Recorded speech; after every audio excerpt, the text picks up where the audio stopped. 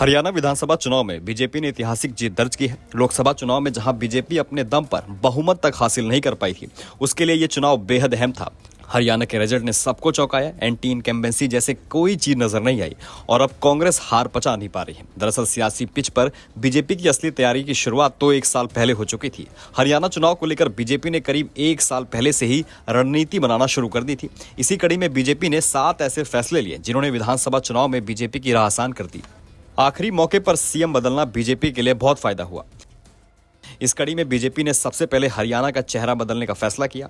इस साल मार्च का महीना था, सामने लोकसभा चुनाव था। पहले बीजेपी ने सीएम मनोहर लाल खट्टर का इस्तीफा करवाया और फिर 1 साल से चल रही तैयारियों की कड़ी में नायाब सिंह सैनी का नाम सामने आया। 12 मार्च 2024 को बीजेपी ने नायाब सिंह सैनी को हरियाणा का नया मुख्यमंत्री घोषित कर दिया।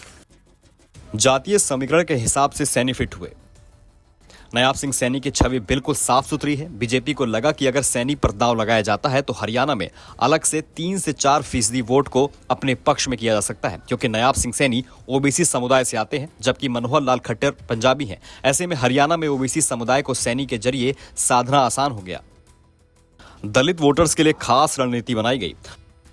लोकसभा चुनाव के दौरान जाट वोटरों में कांग्रेस की पकड़ देखी गई, जिसके बाद बीजेपी गैर जाट वोटरों को एकजुट करने में जुट गई। उम्मीदवारों का चयन उसी हिसाब से किया गया और मुद्दे भी तय किए गए। खासकर दलितों को अपने पाले में लाने के लिए बीजेपी ने खास रणनीति बनाई।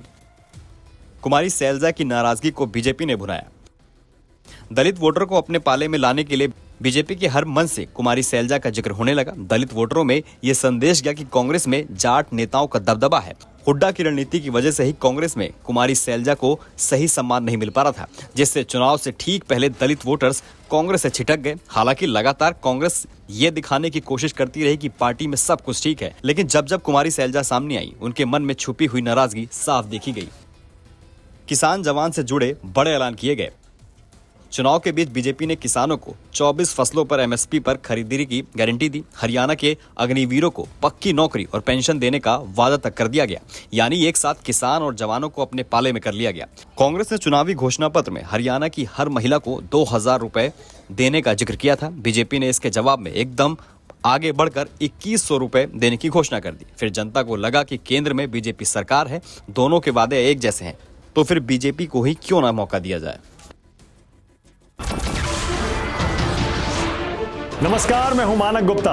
अगर आपको हमारा ये वीडियो पसंद आया हो तो इसे लाइक और शेयर जरूर करें और हाँ, हमें सब्सक्राइब और फॉलो करना ना भूलें ताकि आप देश और दुनिया की कोई खबर मिस ना करें। तो जुड़े रहिए हमारे साथ और देखते रहिए न्यूज़ 24।